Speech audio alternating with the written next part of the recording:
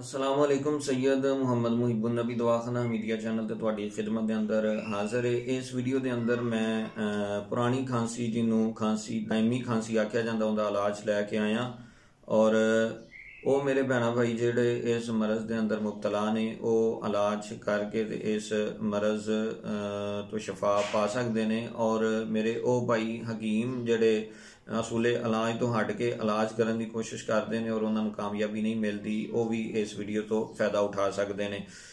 ये मुसलमा असूल है कि सूए मजाज मादी जिस वक्त कायम हो जाता है किसी भी मरज़ के लिए तो उस मरज़ का जड़ा सबब बनने वाला मादा है बदन चो खारिज ना किया जाए तो शफा नसीब नहीं होंदी। और यो ही वजह है कि बहुत सारे लोग इस मरज़ का इलाज करते और करवाते रहते हैं लेकिन उन्होंने शफा नहीं मिलती। ये जी दायमी खांसी है इनका इलाज तिब्बे यूनानी के असूलों के मुताबिक दो हिस्सों पर मुश्तमिल है। पहले हिस्से के अंदर बलगम नूं फिफरियां दे विचों खारिज किया जाता है। जिस वक्त फिफरियां दे विचों बलगम खारिज हो जाती है तो उसदे बाद फिर जिसम नूं ताकत दी जाती है। बलगम नूं खारिज करने वाला जिहड़ा अमल है ये दवाइयां जिहड़ियां ने 2-3 हफ्ते तक और बाज़ औकात ज़्यादा भी इस्तेमाल करनियां पैंदियां ने। ये सारा जिहड़ा इनहिसार है ये मरज़ की नौईयत के उत्ते वे। और ये बात भी याद रखना कि जिहड़ा खांसी है ये फिफरियां की कुव्वत मुदाफत है। फिफरियां के अंदर जो बलगम जमा हो जाती है तो अपनी कुव्वत मुदाफत को इस्तेमाल करदे होया खांसी के जरिए उस बलगम को खारिज करना चाहते हैं लेकिन बलगम खारिज नहीं होंदी।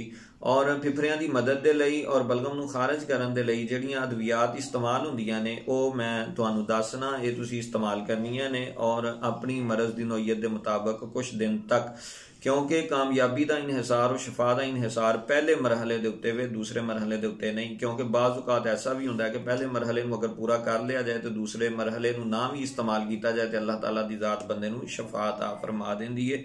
हुण ये जिहड़ा पहला मरहला उहदे लई जिहड़ियां अद्वियात ने अरक गाओज़बान, लौक सपेस्तान, अरक अजवैन और अंजीर ये चीज़ां तुहानूं चाहीदियां ने।